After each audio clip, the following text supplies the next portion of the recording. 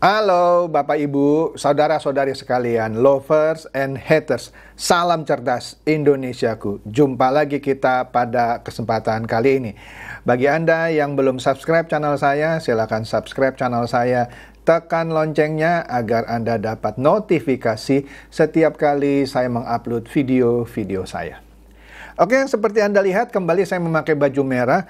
Kali ini dengan kaos jersey kesebelasan Indonesia. Anda lihat lambangnya burung Garuda, Garuda di dadaku. Oke? Nah, ini berhubungan dengan dicoretnya Indonesia sebagai tuan rumah penyelenggara Piala Dunia U20. Jadi ini berita hot. Jangan di-skip beritanya supaya Anda mendapatkan pengertian yang utuh. Kemarin siang, saya sempat membuat sebuah video yang tadi pagi sudah ditayangkan mengenai resiko Indonesia akan dicoret sebagai tuan rumah penyelenggara Piala Dunia U20. Semalam, sekitar jam 10:30, ya setengah 11 malam lah sebut saja. Ketika saya browsing-browsing, saya buka websitenya FIFA. Ternyata FIFA sudah mencoret Indonesia sebagai tuan rumah penyelenggara Piala Dunia U20. Ini tentu sangat menyedihkan. Dan itu sudah saya sebutkan kemungkinan konsekuensinya Indonesia akan dicoret dan kemungkinan besar akan digantikan oleh Peru. Padahal Indonesia sudah bersusah payah dalam rangka memperebutkan posisi tuan rumah beberapa tahun lalu sebelum pandemi.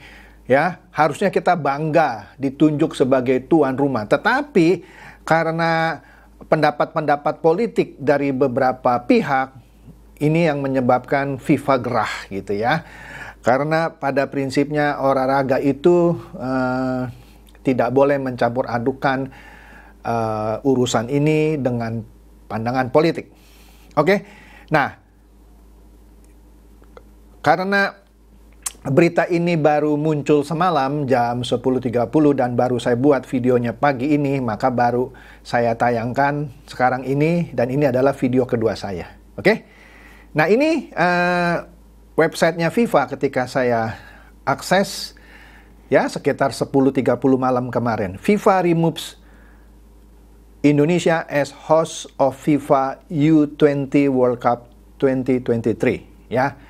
FIFA mencoret Indonesia sebagai tuan rumah. Ya, ini media rilisnya dari FIFA. Resmi FIFA mencoret Indonesia sebagai tuan rumah Piala Dunia U20 2023. Sedih ya. Oke. Kemudian Reuters juga memberitakan hal yang sama.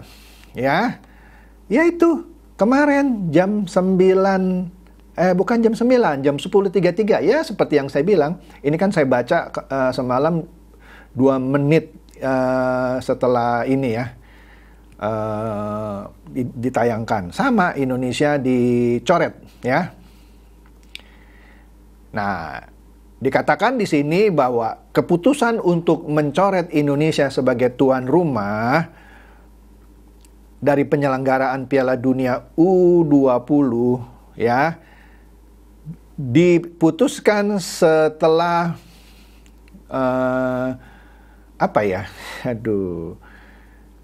penolakan dari Gubernur Bali.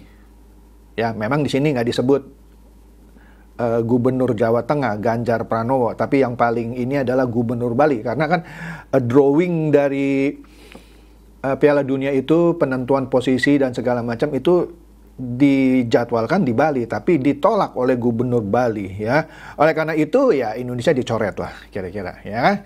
Nah, tuan rumah baru akan diumumkan secepat mungkin gitu ya. Nah, kemudian sanksi-sanksi potensial terhadap PSSI juga akan diputuskan kemudian. Astaga. Jadi ini panjang gitu ceritanya, bukan hanya di-cancel, ada sanksi nanti ya. Nah, di sini keputusan itu diambil setelah pertemuan dengan ketua PSSI baru, Pak Erick Thohir, yang diutus oleh Pak Jokowi untuk melobi FIFA agar tidak membatalkan. Tetapi ya apa boleh buat ya, tetap dibatalkan. Nah, tadi pagi banget ini, jam 3 pagi, CNN Indonesia melansir berita yang sama ya. Polemik mengenai Israel ini berujung Piala Dunia U20 batal di Indonesia. Oke? Nah, di sini dengan jelas CNN menjelaskan bahwa karena suara-suara penolakan makin kencang, ada gubernur Bali, ada gubernur Jawa Tengah, dan beberapa partai politik ya, FIFA memutuskan untuk membatalkan undian atau drawing Piala Dunia gitu ya. Nah, kemudian 2 hari kemudian Bapak Presiden kita Joko Widodo memberikan pernyataan bahwa olahraga harus dipisahkan dari politik. Iyalah, nggak ada hubungan olahraga dengan politik gitu ya.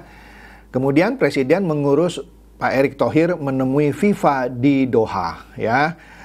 Presiden mengharap diplomasi atau bargaining lah gitu ya, supaya Indonesia tetap menjadi tuan rumah gitu ya. Nah, Rabu ya kemarin dini hari, tepatnya jam 1 ya, jam 1 dini hari Pak Erick terbang ke Doha ya, dan tiba di Doha jam 6 pagi ya, langsung menemui pemimpin FIFA ya. Nah, bertemulah mulai pukul 1 siang. Setelah bertemu sekitar 5 jam, akhirnya FIFA memutuskan Indonesia bukan lagi tuan rumah Piala Dunia U20 ya. Sedih ya? Ya, inilah konsekuensi yang harus diterima oleh kita. Nah, sekarang kita lihat nih. Nah, ini menariknya, Kompas kemarin malam ya bilang bahwa ini jelas ya, ini dari Kompas ya, usai tolak Israel. Nah, ternyata PDIP sebelumnya juga menolak tim Israel. Sekarang PDIP dukung PSSI lobby FIFA terkait Piala Dunia U20. Padahal sebelumnya PDIP menolak kedatangan timnas Israel. Nah, kemudian sepertinya ada untuk merecover kesalahan mungkin ya, ini mungkin ya. PDIP tegaskan tak menolak Piala Dunia U20 di Indonesia. Ya, bahasanya sih nggak salah. Ya, dia nggak nolak. Tapi, kan gitu ya. Tetap mau Piala Dunia U20. Tapi, ya mungkin maksudnya timnas Israel, ya jangan ikut. Ya nggak bisa lah gitu ya. Nah, kemudian CNN Indonesia pun memberitakan ya, tadi pagi ini ya, jam 7.26. Indonesia batal gelar Piala Dunia U20 ya. Gibran dan PDIP beda sikap soal timnas Israel. Iyalah, PDIP kan sebelumnya menolak. Nah, Gibran berani nih, anak muda nih ya. Nah, dia beda sikap ya, walaupun gubernurnya Ganjar Pranowo menolak juga. Gubernur kan di atas wali kota, Gibran kan cuma wali kota Solo. Cuman dia nggak peduli gubernurnya Ganjar Pranowo juga menolak gitu ya. Dia sebagai wali kota, malah dia bilang, oke, di Solo aja drawingnya, apapun resikonya kita tanggung, ya kan? Dia berani berbeda pendapat dengan gubernurnya. Malah menurut info yang saya dengar, justru seminggu sekali katanya Pak Ganjar itu datang ke Solo, ke rumah Gibran. Kan lucu gitu, gubernur setiap minggu sowan ke rumahnya wali kota. Mungkin karena Gibran anak presiden kali ya, I don't know lah ya. Kemudian, nah disinilah Indonesia batal jadi tuan rumah Piala Dunia U20. PDIP sukses hancurkan mimpi Jokowi. Kasihan banget ya. Padahal Pak Jokowi juga kader PDIP.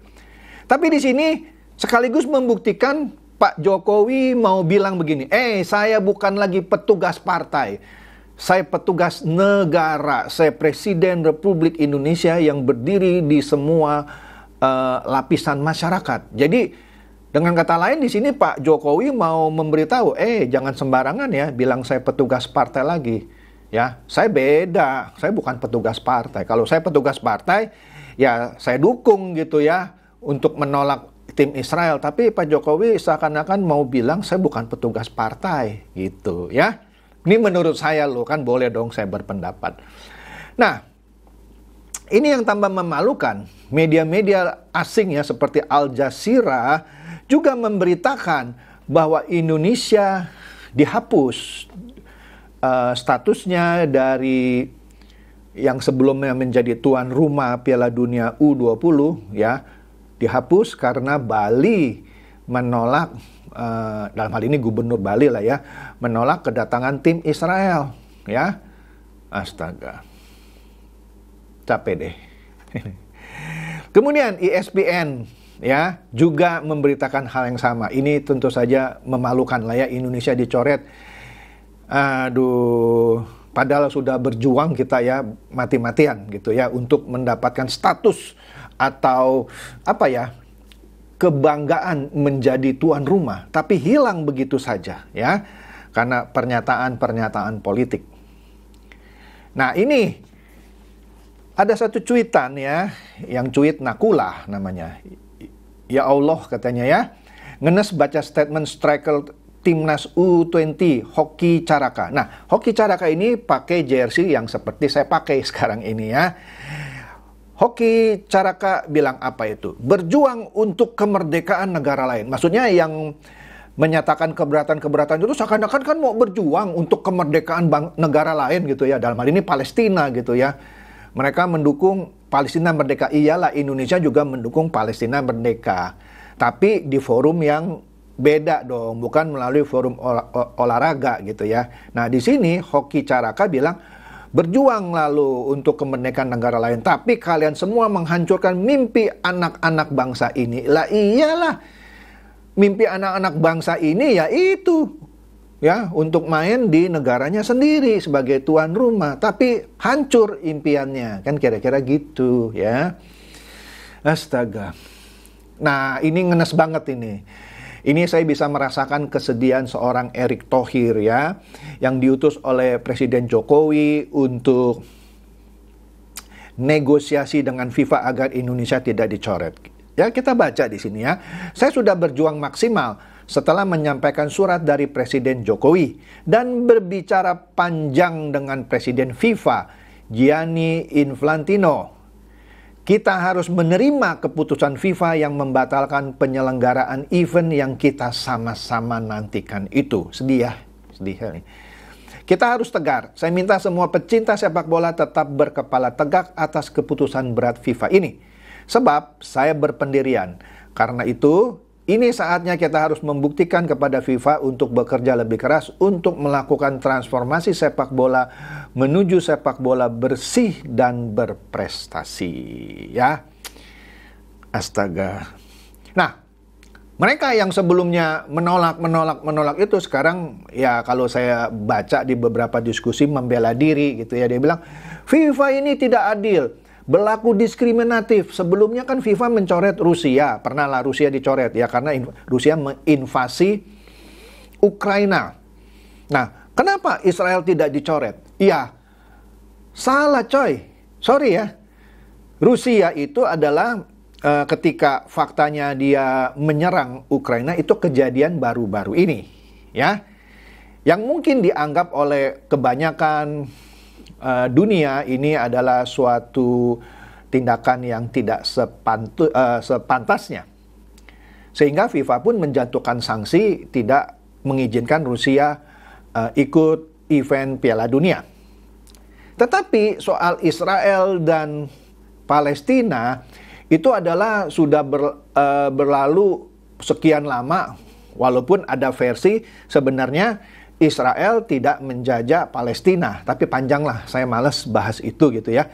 Tapi Israel berkali-kali diizinkan FIFA ikut ajang Piala Dunia. Sudah sejak lama, tidak pernah dilarang gitu. Jadi beda lah ya, beda kasus antara Rusia dan Israel. Tapi sekarang yang menolak tim Israel memakai pembelaan bahwa FIFA itu diskriminasi. Capek deh ya. Kemudian, nah ini lucu juga. Seorang penggiat media sosial, Denny Siregar, yang juga ikut bersuara agar tim Israel ditolak supaya tidak rusuh di Indonesia. Nah, lucunya yang saya lihat di media sosial, dia mempertanyakan bagaimana nih sikap Anies Baswedan. Karena Anies Baswedan tidak bersuara sama sekali. Nah, saya bukan bela Anies Baswedan ya. Sekali lagi, saya tidak ada kepentingan politik di sini ya. Dia pintar. Menurut saya dia pintar. Dia diam saja. Bahkan beberapa orang bilang, ya tentu saja Anies Baswedan tidak mau bersuara. Karena dia sudah bukan gubernur DKI lagi. Yang mana kan gubernur DKI waktu itu, saya kurang pasti apakah Anies atau Heru ya, sepertinya Anies lah, yang menandatangani mendukung pelaksanaan Piala Dunia di Indonesia. Ya dia bukan gubernur lagi, ngapain dia bersuara? Oke? Pak Prabowo pun tidak bersuara mengenai kedatangan timnas Israel. Jadi dua orang kandidat presiden ini menurut saya, ya nggak tahu lah ya, mungkin saya cocokologi gitu ya, cukup cerdas dalam menyikapi hal ini gitu ya. Nah, kemudian Partai Demokrat ya, dia justru mendukung datangnya timnas Israel, walaupun Demokrat mendukung Anies. Nah ini kan lucu ya. Malah Demokrat bilang, ya kalau ditolak di Bali, kita di Manado aja. Manado akan menerima tim Israel. Astaga, ya. Nah, inilah ya. Kalau pesta olahraga menjadi pesta politik. Dan ditenggarai, ini yang saya lihat loh ya, yang saya simpulkan. Ini kan diskusi yang ada di media sosial. Kejadian ini akan mencoreng PDIP. Ya. Dipastikan dengan sikap Iwayan Koster, Gubernur Bali, dan Ganjar Pranowo, Gubernur Jawa Tengah, yang menolak kedatangan tim Israel, tidak akan membuat pemilih yang beragama Islam garis keras pindah memilih PDIP. Lah iyalah, nggak mungkin gitu. Nah ini menurut diskusi yang saya ikuti ya, masuk akal juga. Para pemilih yang beragama Islam dan garis keras sudah punya pilihan partai yang tidak akan dia pindah ke partai lain. Biasanya. Karena itu mereka militan. Nggak mungkin gara-gara PDIP mengeluarkan sikap menolak kedatangan timnas Israel, mereka pilih PDIP. Nggak mungkin. Yang ada adalah para pendukung PDIP yang bukan dari agama Islam, ada kemungkinan justru akan meninggalkan PDIP. Nah ini diskusi lo ya. Sekali lagi, ini kan menarik untuk dilihat juga dari sisi politiknya. Bahkan elektabilitas PDIP katanya menurun 3 poin. Nah saya nggak tahu lah ya lembaga survei mana yang sudah melakukan ini katanya ya. Tapi inilah pesta olahraga yang akhirnya menjadi pesta politik. Dan dengan kejadian ini pasti konstelasi politik menjelang pilpres dan pilcaleg gitu ya, pileg gitu ya, ini akan berubah. Itu sudah pasti ya. Jadi dengan kata lain, masalah timnas Israel ini justru ikut mewarnai kehidupan politik di Indonesia, khususnya dalam menyambut pilpres dan pileg mendatang. Itu analisa saya. Mungkin saya salah, mungkin Anda tidak sependapat dengan saya, silakan komen gitu ya. Silakan komen yang santuy, santai gitu ya. Itu aja deh, semoga ini mencerdaskan dan mencerahkan Anda semua. Silakan share video saya ini kepada teman-teman, sahabat atau kerabat supaya mereka tambah cerdas dan tercerahkan. Seperti biasa, terima kasih.